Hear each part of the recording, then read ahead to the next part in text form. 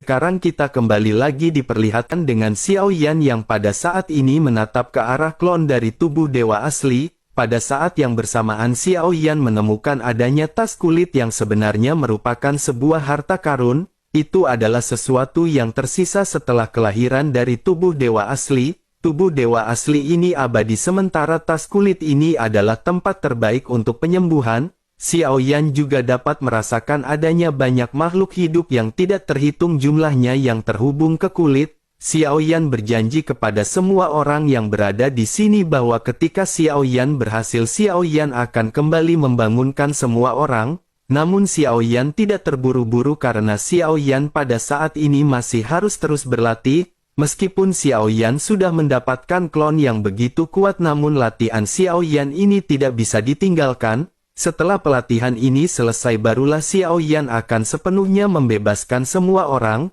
Xiao Yan pada akhirnya menggerakkan tubuhnya dan tulang Xiao Yan pada saat ini mengeluarkan suara berderak. Senyum juga pada saat ini muncul di pipinya dan tahanan spiritual pada saat ini sedikit terkejut ketika melihat ke arah Xiao Yan. Namun bersama dengan hal tersebut pada saat ini klon dewa asli perlahan mulai berbicara. Sosoknya berkata kepada tahanan spiritual bahwa mereka pada saat ini harus berjalan-jalan.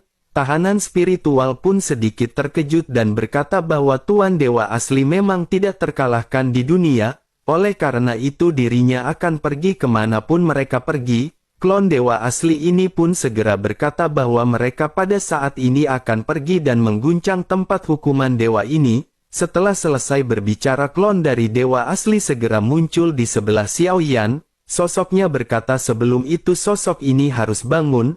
Dengan satu klik jarinya kekuatan hidup yang agung pada saat ini mengalir masuk. Di dalam cincin kristal di tangan Xiao Yan pada saat ini sosok Lei Ji terbangun dan muncul. Sementara itu di sisi lain di langit berbintang teratas di tempat hukuman dewa planet yang paling bersinar pada saat ini tiba-tiba terguncang. Pada saat yang sama 4 planet secara berturut-turut di sampingnya juga melakukan hal yang sama. Mereka meledak dengan ledakan dan cahaya yang menyebar. Banyak planet pada saat ini meledak dan tempat hukuman dewa tampaknya akan mengalami kembali perubahan.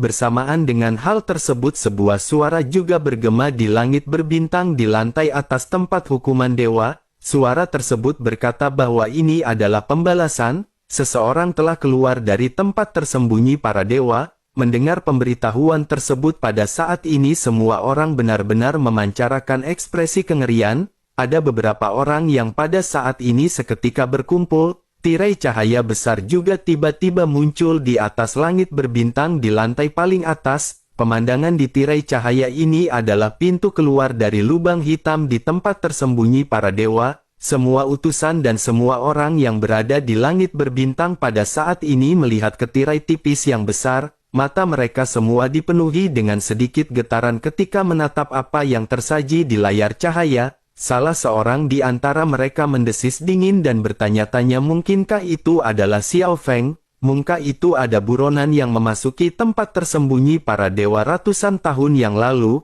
Menanggapi hal tersebut salah seorang lainnya pada saat ini segera berkata sepertinya itu bukan Xiao Feng. Pada saat ini ada 2 sosok yang keluar dan sepertinya ada juga bola mata. Gambaran itu terus berlanjut semakin dekat dan semakin jelas dan begitu mereka menatap ke arah sosok yang melesat mereka melihat jubah hitam ikonik yang sebelumnya dimiliki oleh Xiao Yan. Fitur wajahnya juga sedikit mirip dengan Xiao Yan, hanya saja matanya yang berwarna emas dengan rambut yang juga berwarna emas. Begitu layar ini diperbesar sosok berambut emas dan bermata emas ini juga tiba-tiba mengangkat kepalanya.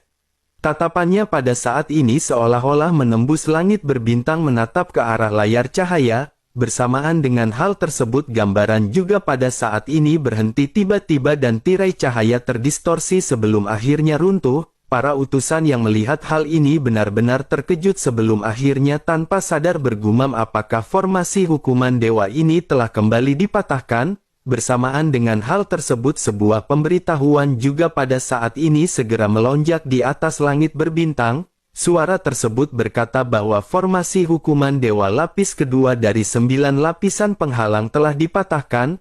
30% kekuatan formasi telah hilang dan formasi pada saat ini dalam bahaya. Suara ini masih terus berlanjut hingga formasi kehilangan 40% kekuatannya. Suara mengejutkan ini terus-menerus terdengar dari atas planet yang bersinar di atas kepala semua orang. Di salah satu planet yang bersinar pada saat ini sebuah suara seketika melonjak dan menyebabkan semua utusan seketika gemetar. Suara tersebut memerintahkan agar mereka semua segera mengirim ke-8 dewa besar ke medan pertempuran.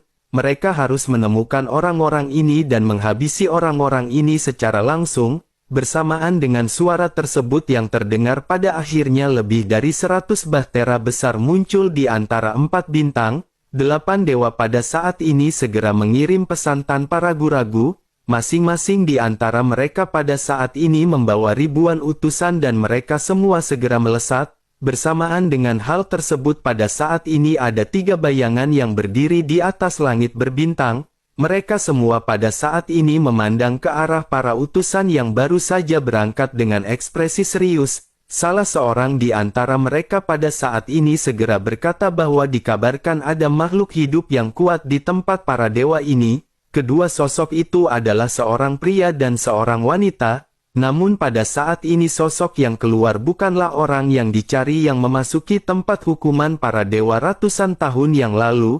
Sosok ini memiliki kekuatan fisik yang sangat besar dan vitalitasnya membuatnya terancam. Menanggapi hal tersebut salah seorang lainnya pada saat ini segera menganggukkan kelapnya dan berkata bahwa jika memang itu benar dirinya khawatir mereka mungkin tidak akan bisa mengalahkan sosok tersebut meski mereka mengambil tindakan. Oleh karena itu sebaiknya mereka pada saat ini memberitahu pemimpin tentang permasalahan ini. Jika sosok ini benar-benar sangat kuat maka dirinya bukan lagi sesuatu yang bisa ditekan oleh mereka. Salah satu bayangan lainnya pada saat ini mengenakan jubah biru dan putih pada akhirnya segera mulai berbicara. Sosoknya berkata agar mereka pada saat ini jangan terburu-buru. Dirinya akan melakukannya karena dirinya ditunjuk sebagai utusan untuk menjaga tempat ini. Namun sejujurnya meskipun dirinya merupakan penjaga tempat ini tetapi dirinya merasa tidak ada bedanya dirinya dengan orang-orang lain di tempat hukuman dewa. Sosoknya pun menggelengkan kepalanya dan lanjut bertanya kepada 2 orang lainnya, pernahkah mereka berpikir mengenai kembali ke dunia asli? Mendengar hal tersebut 2 sosok lainnya pada saat ini sama-sama terkejut dan menatap ke arah sosok yang berada di tengah.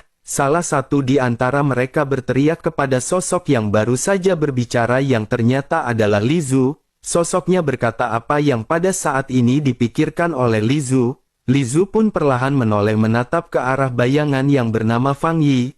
Li Zhu berkata apakah Fang Yi ingin terjebak di sini selamanya? Fang Yi pun mengerutkan kening mendengar apa yang baru saja dikatakan oleh Li Zhu. Fang Yi lanjut berkata bukankah selama mereka tinggal di sini selama 100.000 tahun mereka akan bisa meninggalkan tempat ini? Ini adalah sebuah janji yang telah diberikan kepada mereka oleh pemimpin aliansi. Apakah pada saat ini Li Zhu ingin memberontak kepada pemimpin aliansi? Mendengar hal tersebut Li Zhu pada saat ini tersenyum dingin. Sosoknya pada saat ini segera berkata bahwa 100.000 tahun benar-benar sebuah lelucon. Tidakkah mereka berpikir bahwa 100.000 tahun itu adalah waktu yang lama? Mendengar hal tersebut pada saat ini sosok Fang Yi pada akhirnya sedikit menunduk. Sosoknya berkata bahwa dirinya telah menghitung waktu mereka berada di sini dan sangat jelas bahwa tinggal tersisa ratusan tahun lagi. Dirinya mengingatnya dengan jelas karena dirinya selalu menghitung waktu keluar mereka. Mendengar apa yang baru saja dikatakan oleh Fang Yi pada saat ini Li Zhu kembali tersenyum. Li Zhu lanjut menatap ke arah Fang Yi dan berkata sepertinya Fang Yi benar-benar tidak pandai menghitung. Waktu 100.000 tahun telah berlalu dan pada saat ini apakah pemimpin aliansi membiarkan mereka pergi? Faktanya mereka masih tetap di sini tanpa ada pembicaraan apapun dari pemimpin aliansi.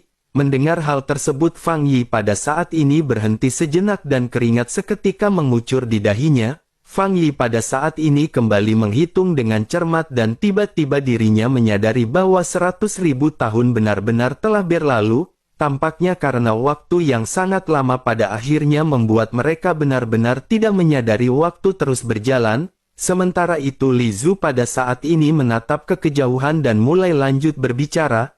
Li Zhu berkata bahwa jika orang yang keluar kali ini benar-benar eksistensi yang kuat di tempat tersembunyi para dewa, merekrut mereka secara diam-diam mungkin bisa menjadi secerca harapan bagi mereka.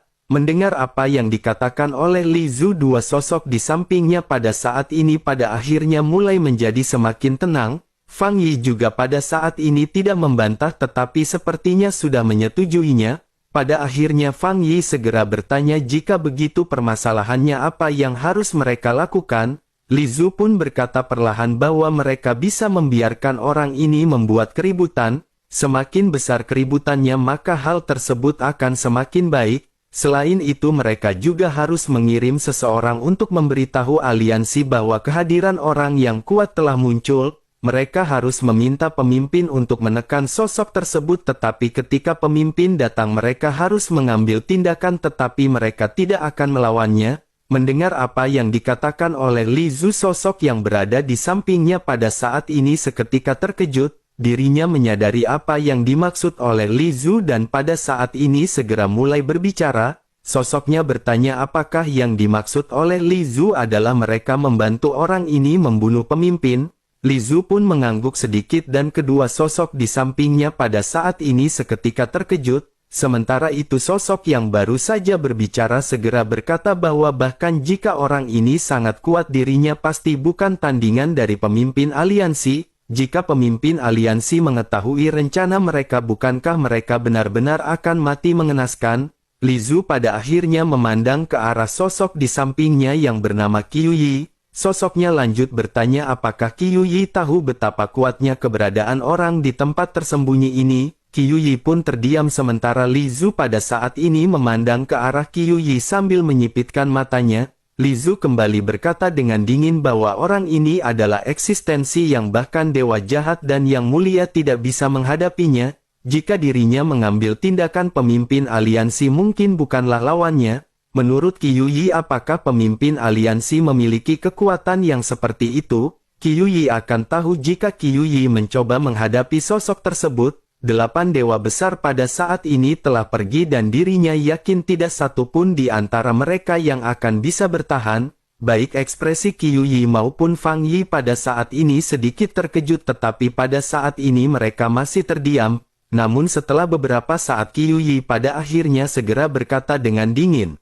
Sosoknya berkata bahwa rencana itu memang sempurna, tetapi jika orang ini memiliki dendam dan setelah sosoknya mengalahkan pemimpin, bagaimana mungkin dirinya bisa melepaskan nyawa mereka? Mendengar hal tersebut Li Zhu pada saat ini menunjuk ke langit berbintang dan mulai kembali berbicara. Li Zhu berkata bahkan jika dirinya mengalahkan pemimpin aliansi pada saat ini masih ada formasi besar. Mereka sama-sama tahu bahwa formasi penganugerahan dewa tingkat surga adalah formasi yang benar-benar sangat kuat. Formasi ini adalah formasi tingkat pertama dan jika mereka turun lebih jauh maka mereka tidak akan terpengaruh oleh kekuatan formasi tersebut. Selama dirinya berada di sini dirinya selalu mempelajari mengenai formasi tersebut. Dengan begitu maka dirinya pada saat ini bisa memiliki kendali atas formasi besar ini. Meskipun mereka harus bertempur melawan orang tersebut sesungguhnya dirinya yakin dirinya bisa 50% mengalahkannya. Mendengar hal tersebut dua sosok yang berada di samping Li Zhu pada saat-saat ini masih terdiam. Namun pada akhirnya mereka segera berkata bahwa tampaknya semua ini benar-benar telah direncanakan. Setelah selesai berbicara pada saat ini tubuh Qiu Yi pun bersinar dan bayangannya seketika menghilang. Fang Yi juga pada saat ini tidak berkata apa-apa sebelum akhirnya sosoknya ikut menghilang. Hanya Li Zhu yang pada saat ini masih berada di sini dan sosoknya memandang ke arah kejauhan dengan sedikit terpana. Sementara itu pada saat ini di sisi lain sosok Xiao Yan menggunakan tubuh klon untuk pergi bersama dengan Lei Ji dan tahanan spiritual. Xiao Yan juga memerintahkan tahanan spiritual untuk masih menghancurkan formasi. Sementara itu Lei Ji pada saat ini memandang ke arah sosok di sebelahnya dan dirinya benar-benar merasa takut.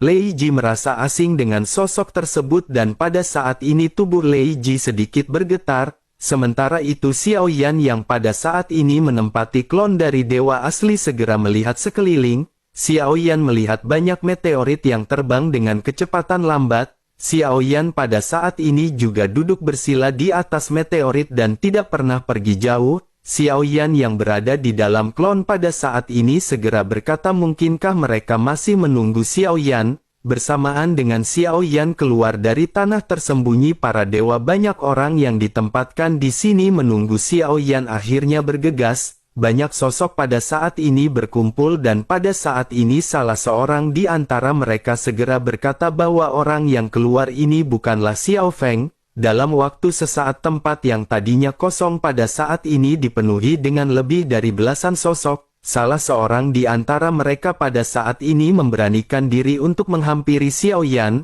Sosoknya berkata bahwa dirinya ingin tahu apakah Tuan telah melihat seseorang bernama Xiao Feng di tempat tersembunyi para dewa. Melihat sosok yang pada saat ini membungkuk di hadapannya, Xiao Yan masih sedikit terdiam. Sosok-sosok yang berada di hadapan Xiao Yan pada saat ini memandang ke arah Xiao Yan yang memiliki rambut emas dan mata emas. Mereka pada saat ini tidak bisa merasakan kekuatan dari Xiao Yan. Mereka tidak bisa merasakan adanya origin Qi, tetapi mereka pada saat ini masih tetap waspada. Sementara itu Xiao Yan pada akhirnya tersenyum tipis dan Xiao Yan tidak langsung mengakui bahwa Xiao Yan adalah Xiao Feng. Xiao Yan pada saat ini telah menggunakan klon dari tubuh dewa asli dan auranya bukan aura milik Xiao Yan. Oleh karena itu keberadaan Xiao Yan tidak akan diketahui oleh orang-orang yang mengejar Xiao Yan. Xiao Yan pada akhirnya segera bertanya mengapa mereka semua mencari Xiao Feng.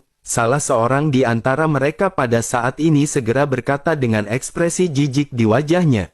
Sosoknya berkata bahwa orang itu benar-benar sangat dipenuhi dengan kebencian. Dirinya membawa masalah besar ke tempat hukuman dewa mereka. Bahkan dirinya telah melepaskan banyak penjahat dan menyebabkan banyak kekuatan di langit berbintang barat laut dimusnahkan. Oleh karena itu keberadaan mereka di sini adalah untuk bersiap menghabisi penjahat tersebut. Mendengar hal tersebut Xiao Yan pada saat ini hanya sedikit tersenyum sambil melirik ke arah semua orang. Xiao Yan pada akhirnya segera berkata apakah Xiao Feng ini benar-benar kurang ajar. Namun sejauh yang dirinya tahu di tempat hukuman dewa ini semua orang yang dipenjara oleh aliansi Dosian adalah kurang ajar. Oleh karena itu bagaimana mungkin mereka bisa menilai seseorang lebih bersalah dibanding dengan mereka? Mendengar perkataan Xiao Yan ini pada akhirnya salah seorang seketika keluar di antara kerumunan. Sosoknya pada saat ini memancarkan aura yang kuat. Sosok ini merupakan seseorang dengan kekuatan tahap awal dari Dogat Bintang 6. Sosoknya pada saat ini menangkupkan tangannya ke arah Xiao Yan dengan tangan di belakang punggung. Sosoknya pada akhirnya dengan hormat segera berkata bahwa Tuan pada saat ini hanya perlu menjawab apakah dirinya telah melihat Xiao Feng ataukah telah dihabisi oleh Tuan. Mendengar hal tersebut Xiao Yan pada saat ini meledek ke arah mereka dengan bertanya bagaimana jika dirinya pada saat ini tidak mau menjawab.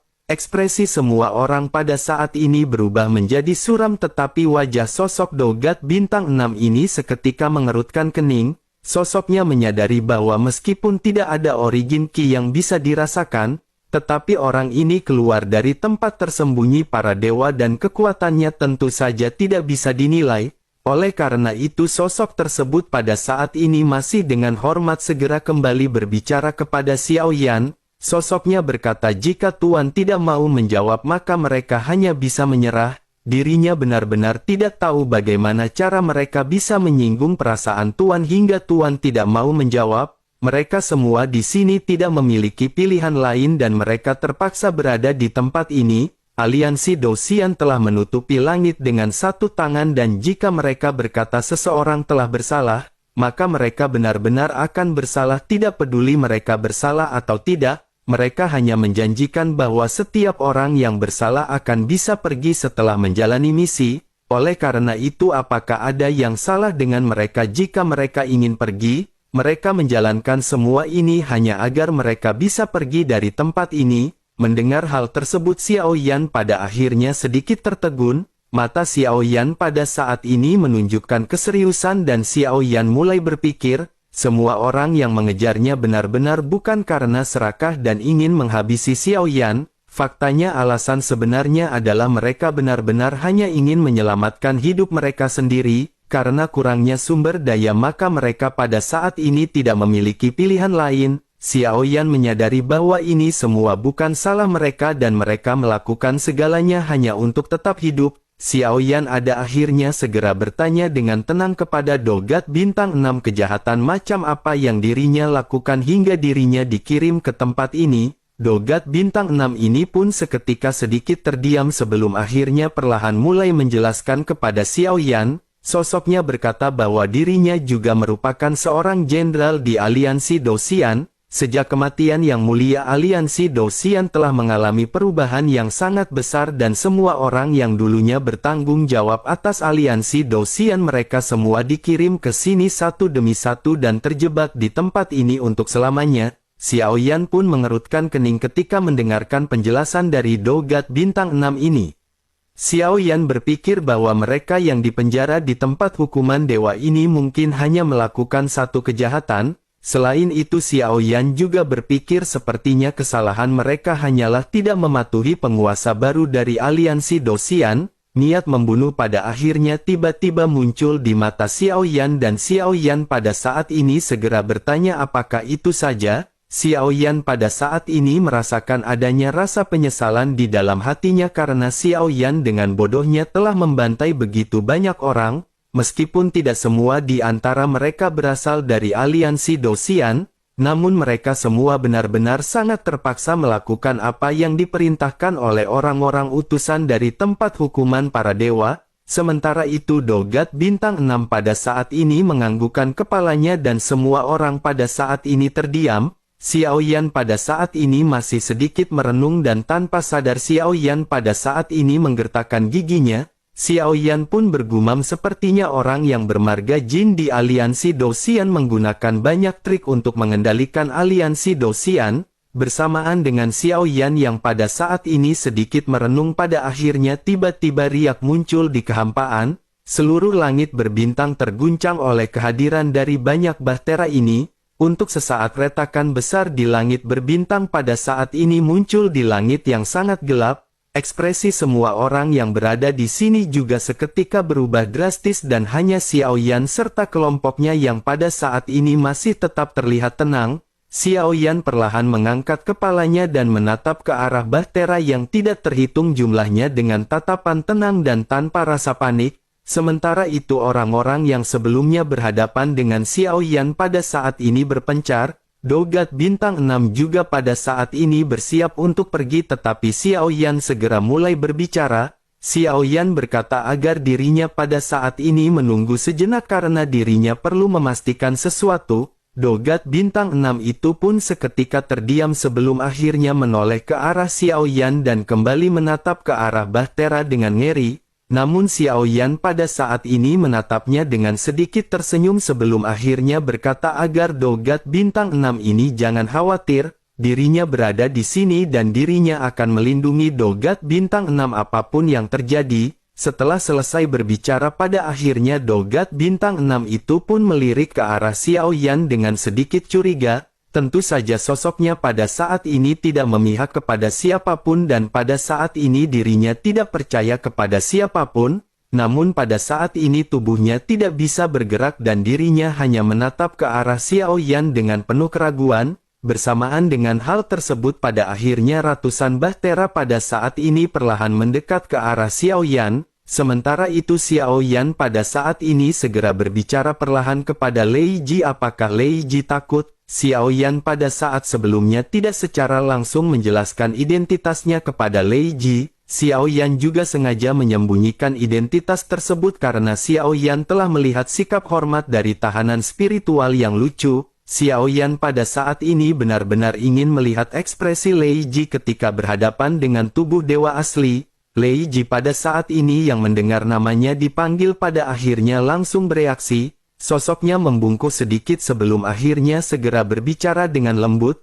Lei Ji bertanya apakah senior mengenalinya. Xiao Yan pun menoleh menatap ke arah Lei Ji dan pada saat ini wajah Xiao Yan mendekat sedikit. Lengan kekar dari tubuh klon dewa asli pada saat ini langsung memeluk pinggang Lei Ji. Xiao Yan juga langsung mendekatkan wajahnya ke Lei Ji dan segera bertanya apakah Lei Ji tidak mengenalinya.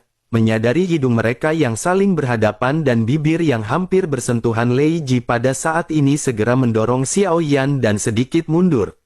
Lei Ji pada akhirnya segera berkata bahwa senior dan Lei Ji berada di dunia yang berbeda. Selain itu di dalam ingatannya mereka memang belum pernah berinteraksi satu sama lain. Lei Ji pada saat ini berpikir bagaimana mungkin senior ini bisa mengenali nama dari Lei Ji. Lei Ji pada akhirnya memiliki spekulasi di dalam benaknya. Mungkin alasan mengapa sosok ini bisa memanggil nama Lei Ji secara langsung sepertinya dirinya telah mencari jiwanya bersama dengan Xiao Yan yang telah terluka. Sementara itu Xiao Yan pada saat ini masih terus-menerus menggoda Lei Ji. Xiao Yan berkata bahwa Lei Ji telah bersama dengannya sepanjang jalan.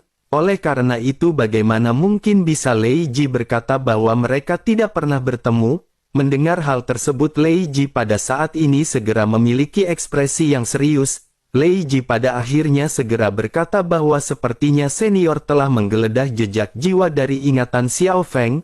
Jika begitu permasalahannya maka pada saat ini senior tidak perlu mempermainkan Lei Ji. Jika senior pada saat ini ingin menghabisi Lei Ji maka senior bisa melakukannya. Meskipun Lei Ji tidak bisa melawan tetapi Lei Ji juga tidak takut akan kematian. Mendengar hal tersebut Xiao Yan pada saat ini sedikit tersenyum hingga pada akhirnya Xiao Yan segera mengirim transmisi suara kepada Lei Ji. Dengan kekuatan spiritualnya Xiao Yan segera menjelaskan bahwa dirinya adalah Xiao Feng. Xiao Yan telah mengambil tubuh ini dari tempat tersembunyi para dewa. Selain itu Lei Ji juga jangan mengungkapkan identitas Xiao Yan. Xiao Yan juga ingin menjelaskan bahwa Xiao Yan sangat senang melihat ekspresi Lei Ji ketika digoda oleh Xiao Yan. Mendengar hal tersebut Lei Ji pun menatap ke arah Xiao Yan yang pada saat ini telah mengendalikan tubuh dewa asli. Lei Ji pada saat ini seketika terkejut dan Lei Ji segera mengirim transmisi suara kepada Xiao Yan ketika bertanya apakah semuanya berhasil. Xiao Yan pun mengangguk dan menjawab bahwa mereka memiliki waktu untuk mengenang masa lalu, tetapi pada saat ini mereka harus menemui para tamu yang datang ke tempat mereka. Xiao Yan pun kembali perlahan menatap kepalanya dan menatap ke arah ratusan bahtera yang mengelilingi Xiao Yan. Xiao Yan juga pada saat ini segera memanggil tahanan spiritual. Begitu tahanan spiritual mendengar Xiao Yan memanggilnya sosoknya pada saat ini segera melesat dan dirinya benar-benar siap untuk bertempur. Tahanan spiritual pada saat ini dipenuhi dengan doki dan dalam sekejap mata sosoknya berubah menjadi mata raksasa setinggi 100 meter. Sementara itu bersamaan dengan hal tersebut teriakan keras pada saat ini segera datang dari utusan di atas bahtera. Mereka pada saat ini segera mengeluarkan formasi penguncian dewa. 8 sosok pada saat ini terlihat bergegas melesat keluar terlebih dahulu. Segel di tangan mereka pada saat ini berganti dan mereka bersiap untuk membentuk formasi agar langsung memblokir Xiao Yan. Salah seorang di antara mereka juga seketika berteriak jika formasi ini gagal maka mereka hanya harus menghabisi orang itu secara langsung tanpa ampun.